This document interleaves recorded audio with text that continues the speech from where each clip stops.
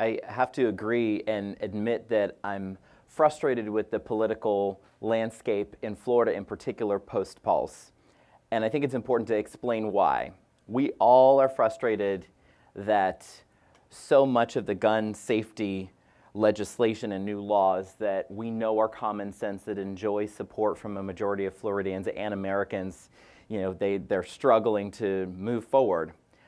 But at minimum, one would think, after the worst hate crime against LGBTQ people in our country's history at Pulse, that Republican leaders in Tallahassee, in the very least, would send a message that discrimination against LGBTQ people in Florida will not be tolerated. And by sending that message, they had one task, which was to update the Florida Civil Rights Act, which organizations like Equality Florida and others have been advocating for years. Why? Because in the state of Florida, it is legal to be fired from your job for being LGBTQ. It is legal to deny someone housing because of their LGBTQ identity in Florida. It is legal to deny them public accommodations and service at a restaurant simply for being LGBTQ. So what happened?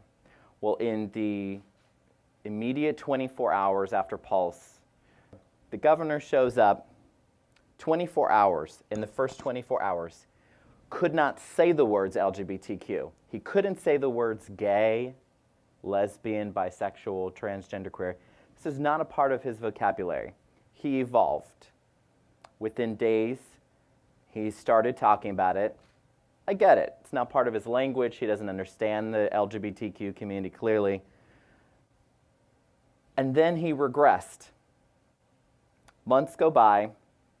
Pulse falls off of his radar. I sat in the House chamber on the first day of legislative session, where the number one topic in his address to the legislature was the attack at Pulse. He spoke about the tragedy at length. Not once did he acknowledge or mention the LGBTQ community that was directly impacted. In fact, the governor and his team promised they would take action. I met with the governor's team in the days after the tragedy at Pulse. Everyone in the community asked, in the very least, sign an executive order to protect state employees in Florida from anti-LGBTQ discrimination. This is within his power to do, and that will send a very powerful message about who we are in Florida, but also it'll send a message to the legislature that they should follow suit and that they should send him the bill that he would sign into law to finally protect our community once and for all from discrimination. No action whatsoever. So in the context of that, it's not a surprise that behind the scenes, I'll tell you, the big vigil that was held a few days after the tragedy at Pulse at Lake Eola, the governor showed up. He didn't speak. Nope. There's a reason he didn't speak. He was backstage there with the organizers, asking, should I go out there? They looked at him and they said, no. Why? Well, to be fair, it would have been embarrassing. It would have been embarrassing if the governor would have took to the stage at a Pulse memorial after such a horrific tragedy to be booed. Why would he be booed?